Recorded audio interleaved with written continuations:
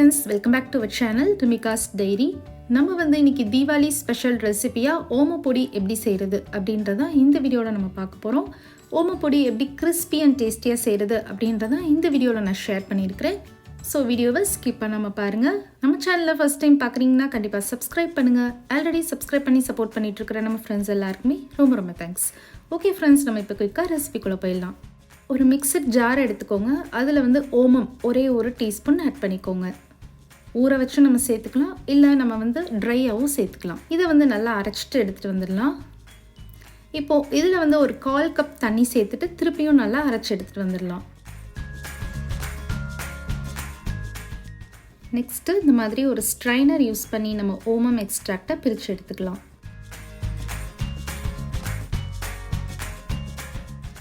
Next ஒரு mixing Pavul எடுத்துக்கோங்க. அதில் ஒரே ஒரு கப் கடலை மாவு சேர்த்துக்கலாம்.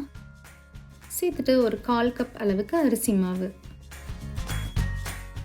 ஒரு 1/2 டீஸ்பூன் அளவுக்கு மஞ்சள் தூள் சேர்த்துக்கலாம். ஒரு 1/2 டீஸ்பூன் அளவுக்கு பெருங்காயத்தூள், ஒரு 1/2 டேபிள் ஸ்பூன் அளவுக்கு நெய் சேர்த்துக்கோங்க. நெக்ஸ்ட்டு ஒரு 1/2 டீஸ்பூன் அளவுக்கு சால்ட் சேர்த்துட்டு இந்த மாதிரி நல்லா மிக்ஸ் பண்ணி விட்டுக்கலாம்.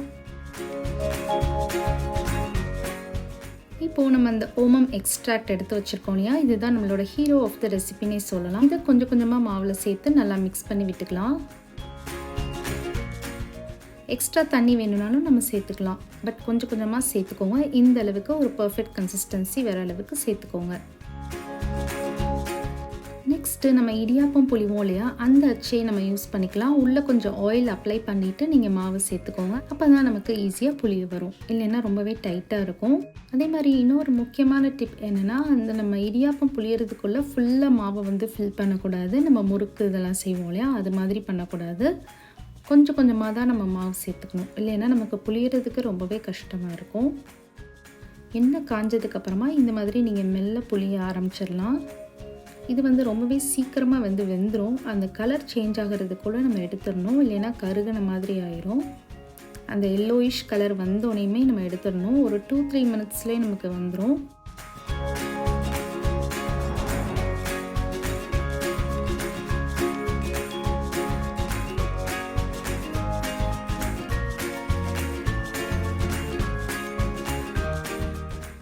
ஆயில் வந்து இந்த மாதிரி காம் ஆயிடுச்சு அப்படின்னா, நமக்கு வந்து பபிள்ஸ்லாம் வர்றது ஸ்டாப் ஆயிடுச்சுன்னா நமக்கு வெந்துருச்சு அப்படின்னு சொல்லிட்டு எடுத்துடலாம்.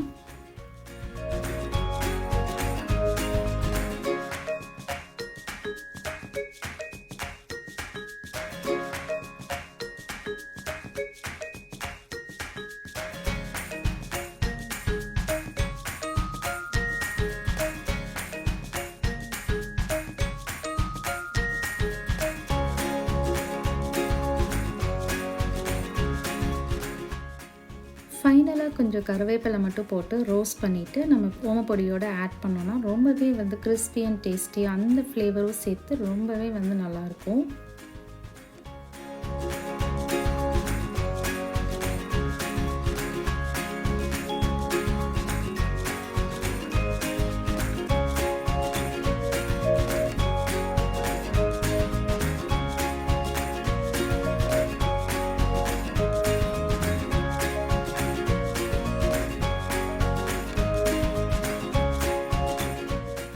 ஃப்ரெண்ட்ஸ், இந்த ரெசிபி உங்கள் எல்லாருக்குமே ரொம்ப பிடிச்சிருக்கும்னு நினைக்கிறேன். இந்த தீபாவளிக்கு கண்டிப்பாக வந்து நீங்கள் ட்ரை பண்ணி பாருங்கள். இந்த வீடியோ உங்களுக்கு பிடிச்சிருந்ததுன்னா லைக் பண்ணுங்கள், ஷேர் பண்ணுங்கள், நம்ம சேனலை சப்ஸ்கிரைப் பண்ணுங்கள். Bye friends.